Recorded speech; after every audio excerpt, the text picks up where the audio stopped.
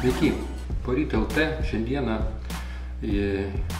norėčiau jau padaryti pirmą apžvalgą apie Samsungo Galaxy S7.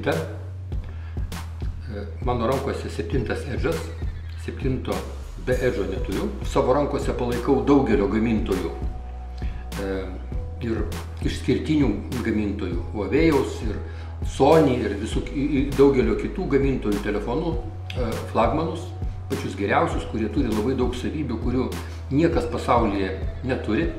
Kai į rankas tavo patenka telefonas, kuris turi 4K, kalbu dabar apie Sony Premium 5, Z5, ar reiškia kažkokie kiti parametrai, kai atsiranda Huawei'aus, tarkim, selfio kamera 8 megapikselių ir taip toliau, tai tokie pakankamai išskirtiniai bruožai, kuriais bando įvairūs gamintojai pristatyti save kaip išskirtinius, valdančius vieną arba kitą technologiją.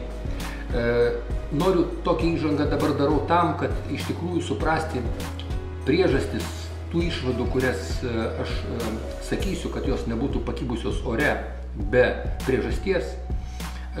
Galiu pradėti nuo pabaigos apie šitą telefoną. Manyčiau, kad jisai iki vėlyvo rudens, iki žiemos pradžios turėtų išlikti technologiškiausių telefonų pasaulyje.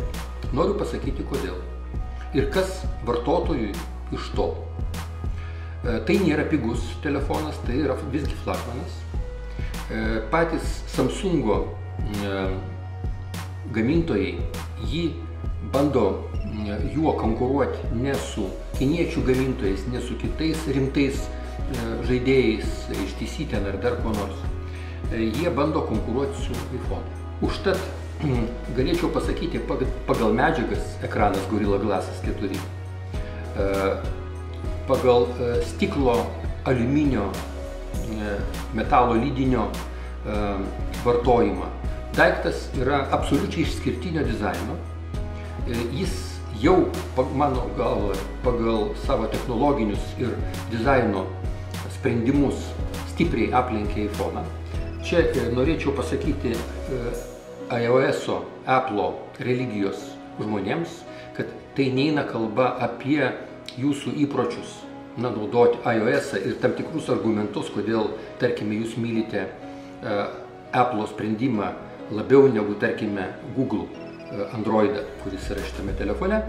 Tai nenoriu dabar į šitą diskusiją giliau veltis, jinai yra labai įdomi, atskira ir verta daugelio pokalbių, nagrinėjant vienus arba kitus aspektus. Visgi norėčiau grįžti prie šito telefono.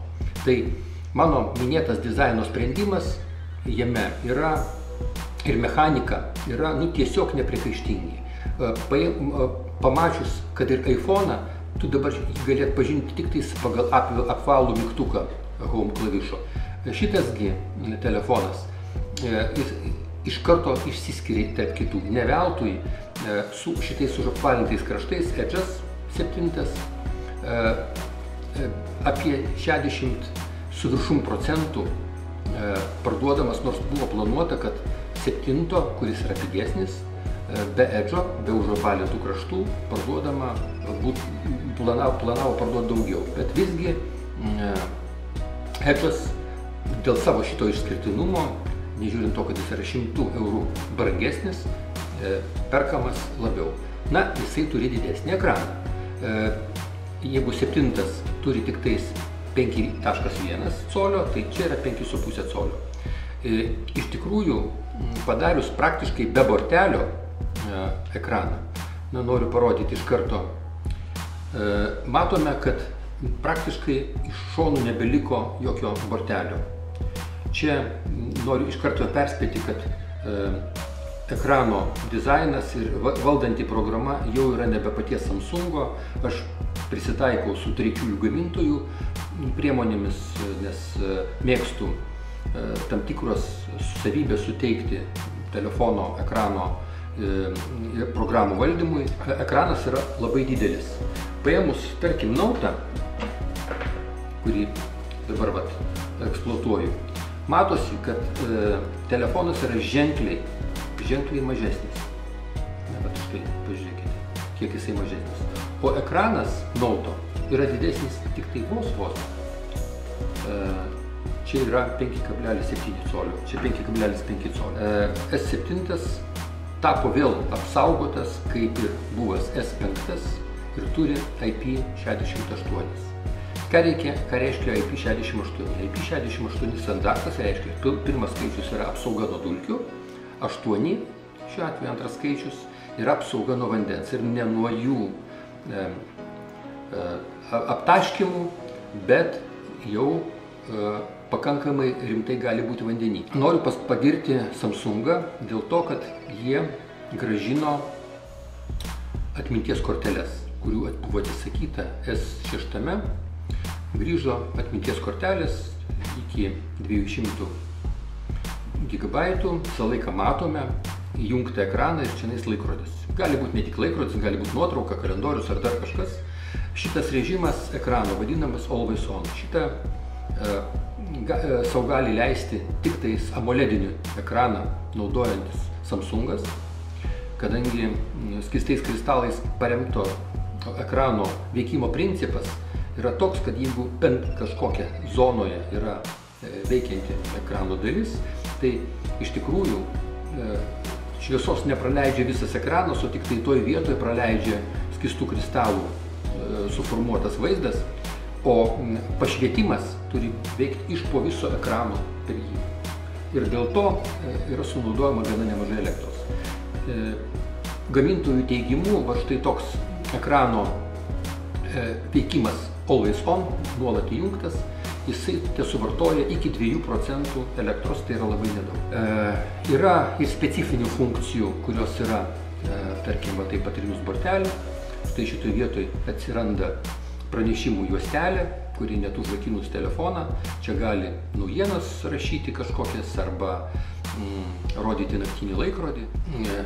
Ta bortelė, patraukus, čia galima visą eilę funkcijų. Dabar kompasas atsirado, aš galiu išsivesti čionais dažniausiai skambinančių žmonių telefonų numerius 5, čia dabar pas mane yra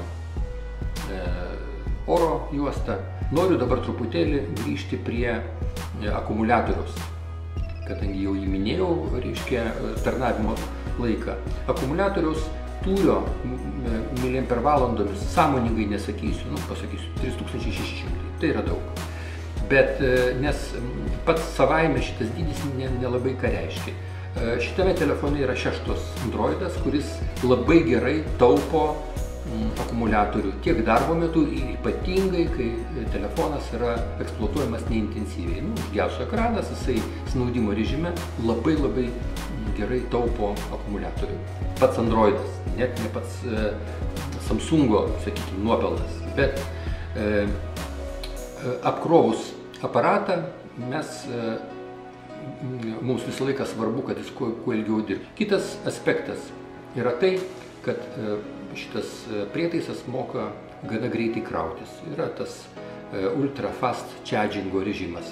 Apie šitos savybės mes kalbėsime atskirai detalesnėse apžvalgose, bet jisai moka greitai pasikrauti. Noriu pakalbėti dabar apie kamerą, šalia kurios mes matome ne šiaip blikstę, kuri kaip ir prieš tai modeliuose Samsungos turėjo pulso matuoklį, čia galima uždėjus pirštą pamatuoti ir deguonies koncentraciją kraujyje, be to labai patogu naudoti šitą blikstę selfiams, nes selfie darant, nukeliant pirštą va štai tokiu būdu, jis padaro selfie. Labai patogu. Tarp kitko, šik jau mes kalbame apie fotoaparatą, galiu pasakyti, kad 2 kart paspaudus home klavišiuką, įsijungia fotoaparatas. Selfie, noriu tik pademonstruoti, štai dedu čia pirštą, nukreipiu į save, atleidžiu pirštą, selfies gatavas.